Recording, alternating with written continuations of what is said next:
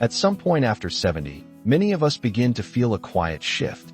People visit less, calls grow fewer, and the feeling of being left behind becomes a bitter truth we quietly carry. It's not always dramatic. Sometimes it's in the silence after dinner, or in the birthdays forgotten by those we once raised. But why does it happen? Why do even your own children begin to drift away?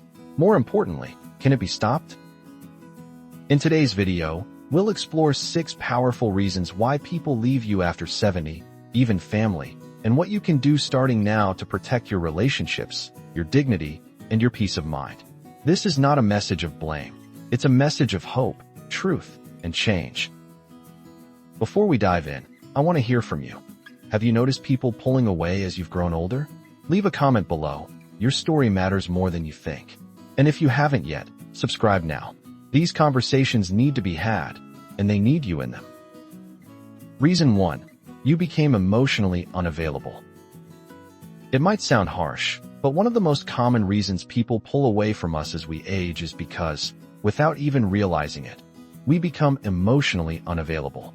Over time, after decades of responsibilities, stress, disappointment, and sometimes loss, we build emotional walls. Not on purpose, but as protection.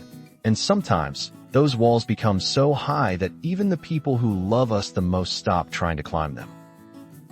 You might notice it in the little things. When someone opens up to you and you respond with advice instead of listening. When your grandchild shares a dream and you tell them it's unrealistic. Or when a loved one expresses hurt and you dismiss it because you've seen worse. These moments build a quiet distance. One that grows, slowly but surely, until one day you're wondering why they stopped coming around. We often don't realize how much the world has changed emotionally. Younger generations are taught to talk about feelings, to seek connection, to feel heard. If they come to you and walk away feeling dismissed or misunderstood, they won't return as often, not out of disrespect, but out of emotional self-preservation. The good news? This can be changed. Emotional availability is not something only for the young. It begins with simple steps, asking questions and really listening. Not just waiting to speak. Saying, I don't know what that's like, but I want to understand. Showing curiosity instead of criticism. Letting go of the idea that offering advice is the same as offering comfort. Start today. The next time someone you love speaks to you, pause. Ask yourself, am I listening to understand or listening to respond? That one moment could make the difference between growing closer or drifting further apart. I'd love to hear from you. Has emotional distance ever affected your relationships? Share your thoughts in the comments. And if this is hitting home, don't scroll away. Stay with me. We're just getting started, and what's coming next is something many people overlook entirely. Reason 2. You stopped adapting to change. The world doesn't stop changing just because we grow older. In fact, it changes faster. Technology evolves, cultures shift, values realign. And yet, one of the most painful patterns I've seen among people over 70 is a quiet refusal to adapt. Not out of stubbornness, but out of fear, fatigue, or the belief that it's just not for me anymore. And that belief can cost you your connection to the people you love. Think about it. Your children, your grandchildren, they're living in a world of video calls, online calendars, new slang, new expectations. If you refuse to learn even a little of their language, their way of communicating, you risk becoming a stranger in your own family. When you say things like, I don't need a smartphone, or all that online stuff is nonsense, it may seem harmless. But what your loved ones hear is this: I'm not willing to meet you where you are. Over time, that gap grows. They stop calling because you don't know how to video chat. They stop inviting you because you dismiss the things that matter in their lives. And they don't even know how to bridge that gap anymore. But here's the truth. Adapting doesn't mean changing who you are. It means showing that you still want to connect. You don't have to master every app or understand every meme. Just try. Ask questions. Let your grandchild teach you how to send a photo. Let your daughter show you how to check a calendar invite. Even just saying, I don't get it, but I'd like to learn, is powerful. It tells your loved ones you're still in the game. You're still open. You still care. I know it can feel overwhelming, but every small step toward understanding the present is a step away from loneliness. Have you ever felt left behind by the pace of change? Or maybe you've surprised yourself by learning something new lately. Share your story in the comments. Your experience could inspire someone else. And don't go anywhere. In the next part, we'll talk about something deeper, something most people don't realize they're doing that pushes others away. You don't want to miss it. Reason 3. You became too focused on the past. Memories are powerful. They're the stories we carry, the people we've loved, the lessons we've earned. But sometimes, those memories become chains, pulling us backward while life and relationships demand we stay present. One of the silent reasons people pull away after you turn 70 is because, often without meaning to, you start living too deeply in the past. You bring up how things used to be in every conversation. You compare today's world, values, or behaviors to the better times you remember. You reminisce not just as a way of sharing, but sometimes as a way of judging what is now. And while you may not intend it that way, people, especially the younger ones, can feel it. They begin to think you don't approve of who they are or how they live. So they start keeping their distance, not out of anger, but to avoid feeling diminished. The past does matter. It's a gift to be able to pass down wisdom. But wisdom doesn't cling, it guides. And guidance only works if you're also willing to be present. To ask about today, not just talk about yesterday. To show interest in what others care about now, even if you don't understand or relate to it. Think about this. When your children or grandchildren come to visit, do you ask them about their lives now? Or do you retell stories of your youth? When they mention their dreams or struggles, do you respond with curiosity or with comparisons to how you handled things back in your day? There's value in your history, but don't let it become your entire identity. The people around you want to connect with you, not just your memories. You're still writing your story, even now. I want to ask you something, and be honest. Do you think you talk about the past more than you listen to the present? Drop your thoughts in the comments. It's not about shame, it's about awareness. Growth doesn't stop at 70, and neither should connection. Stick around, because next, we're going to talk about a habit that creeps in quietly, but can make even your closest family feel exhausted by your presence. You need to hear this. Reason 4. You became a source of constant negativity. There's a subtle shift that happens with age. As life hands us more losses than wins, more aches than energy, it becomes easier, almost natural, to see the world through a lens of what's wrong. Complaints slip into every conversation about the government, the weather, the noise, your health, the cost of things, the neighbor's dog, the news. And while those frustrations may be valid, when negativity becomes your default tone, people start pulling away, not because they don't care, but because being around you becomes emotionally draining. You may not even realize it's happening. You might think you're just being honest or telling it like it is. But what others hear is hopelessness, bitterness, or criticism. And over time, they start avoiding phone calls, shortening visits, finding excuses, not because they don't love you, but because love alone isn't always enough to carry that weight every time. Think about it. Would you want to regularly visit someone if every time you did, you left feeling worse than when you arrived? This doesn't mean you have to pretend everything is fine. It's okay to share when you're struggling, but balance is everything.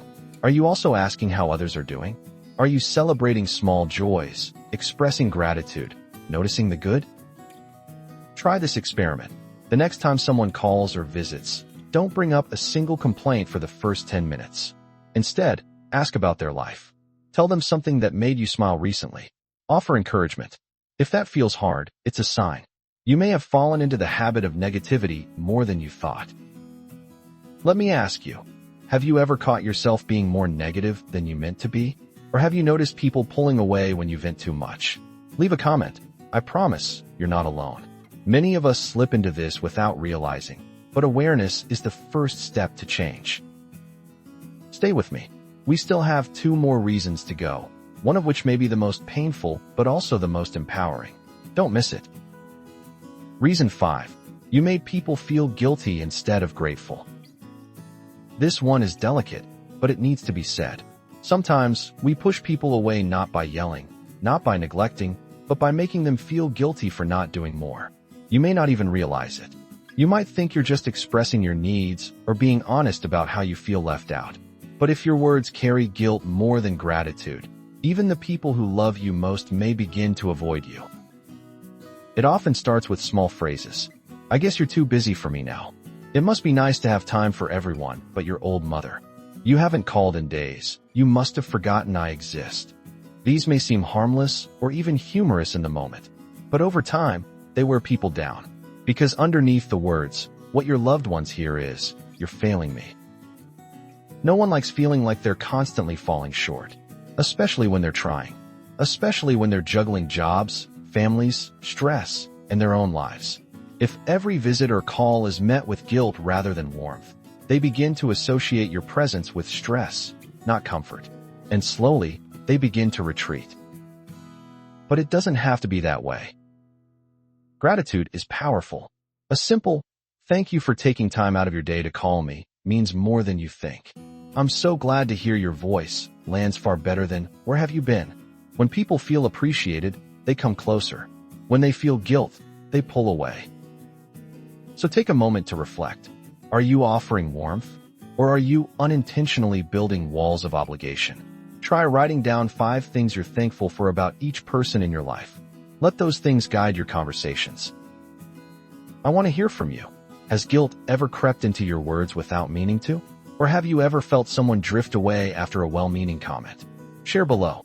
These are hard truths, but they're the kind that help us grow. Don't go anywhere. The final reason is the hardest one to admit, but it's also the one that can set you free if you're ready. Stay with me. Reason 6. You stopped investing in yourself. There's something most people won't tell you, but you need to hear it. One of the deepest reasons people begin to distance themselves after you turn 70 is this. You stopped investing in you. Somewhere along the way, maybe after retirement, after the kids left, after your partner passed, you began to slowly let go of your own growth, your own passions, your own presence in this world. You stopped learning new things. You stopped exploring hobbies, taking care of your appearance, seeking purpose. And without realizing it, your energy changed. Your spirit dimmed. And when that happens, people feel it. Not in a cruel way, but in a quiet discomfort that's hard to name. It becomes harder for them to connect because they feel like the version of you they loved is fading, not physically, but emotionally. This doesn't mean you need to become someone else. It doesn't mean chasing youth. It means continuing to evolve, continuing to be curious, continuing to live. When you stop showing interest in life, it becomes harder for life to stay interested in you. Ask yourself, when was the last time you did something for you? Not for your children, not for obligation, but for joy. When was the last time you picked up a book on a new topic? Learned a new recipe? Took a walk not just for health, but for wonder? Joined a class, volunteered, laughed until your ribs hurt? When you invest in yourself, something changes. Your conversations become more vibrant. Your presence becomes uplifting. You remind your family and friends that you are still here, not just surviving, living. And that energy? It attracts. It brings people closer. It makes them want to spend time with you, because being around someone who is alive inside makes others feel more alive, too. Tell me in the comments, what's something you've always wanted to try, but haven't yet? What's something you used to love, that you've let go of? This could be the moment you reclaim it. Don't leave just yet. We've come a long way, and there's still one thing left to say. In the conclusion, I'll share with you the most important reminder of all, the one that brings all of this together. Stay with me. If you've made it this far, I want to tell you something from the heart. Being left behind is not a life sentence. It's a moment, a painful one, yes, but also one filled with possibility. The truth is, people don't pull away because they stop loving you. They pull away when connection no longer feels mutual, when energy turns heavy, when presence becomes obligation instead of joy. But you can change that. At any age, you can listen deeper, learn something new, let go of guilt, be present. You can still be someone others want to be around, not out of duty, but desire. So don't surrender to silence. Fight for connection with curiosity, gratitude, and life. You're still here. And that means it's not too late. Tell me below, which of the 6 reasons hit closest to home? I read every comment, and I want to hear your story. And if this video spoke to something inside you, don't scroll away. Subscribe now. Someone you love may need to hear these words through you one day. Let's walk this path together.